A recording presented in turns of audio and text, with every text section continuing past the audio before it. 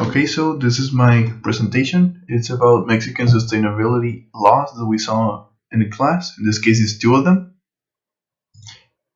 And for introduction, we know that getting corporations and individuals that maintain sustainability on their activities is a challenging thing to do for a country. And therefore, in order to make everyone understand, Mexico has implemented over the years a set of law that promotes and enforces this behavior. So what I'm trying to say here is that we know that Mexico actually cares about this kind of topic, and it has made efforts in the past to make it better. Our first law is the Ley General de Vida Silvestre, or the General Law of Wildlife. This law was created in July of 2000. It responds to the objective of conserving wildlife through its protection and sustainable use.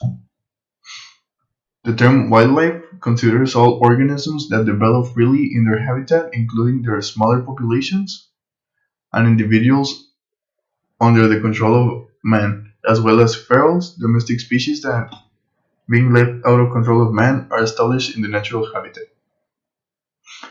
So essentially what this means is that by wildlife it is not only considered the animals that normally live in the wild as a part of the ecosystem, but also animals that we normally consider as domestic. If they are left uncontrolled, they also take a part on the ecosystem and therefore are also considered part of it. So we go to the statements.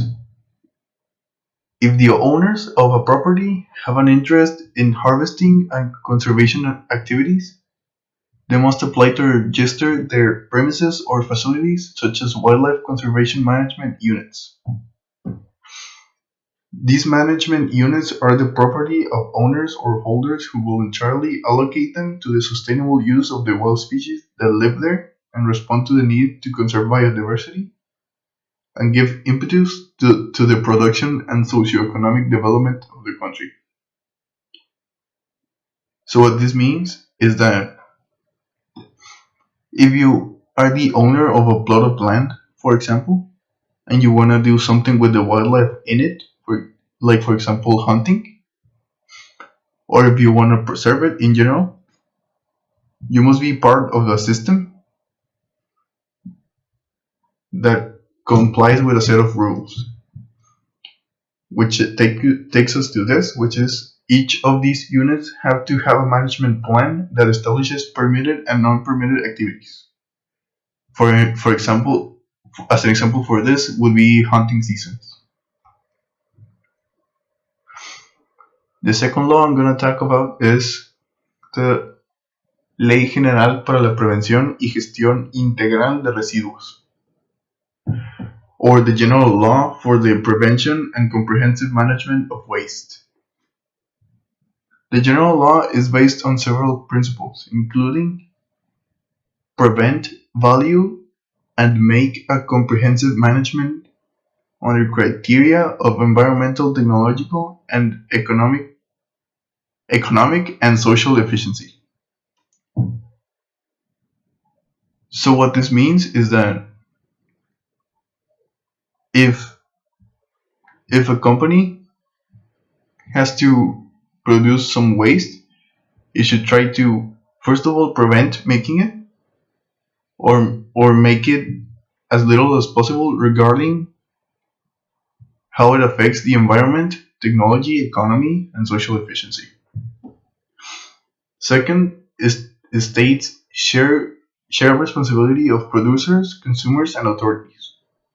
This essentially means that everyone is responsible for the production of that waste, not only the generator, nor the consumer, nor the authority who allowed it to happen. It's all of them at the same time. Number 3 is the waste generator must bear the cost of its disposal. Whoever created this waste has to deal with it in a proper manner, out of its own, in case of of a production facility, it has to take care of it economically. Places that have been affected by inadequate disposal of waste must be taken care of so that they cease to be a source of contamination. So what this tells us is that the law also goes over the things that a company should do in case of not complying with it prior. So essentially, if a company was making a lot of waste and wasn't getting rid of it properly, it will have to take it out of the place where they put it or wherever it happened to it, and make sure it's no longer a problem. And number five, it is essential that production processes are carried out under conditions of environmental efficiency in terms of resource use, inputs, and waste generation.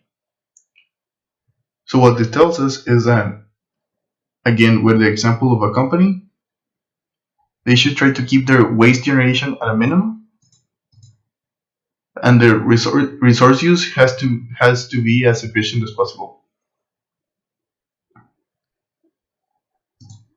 Next, we're moving to our conclusion.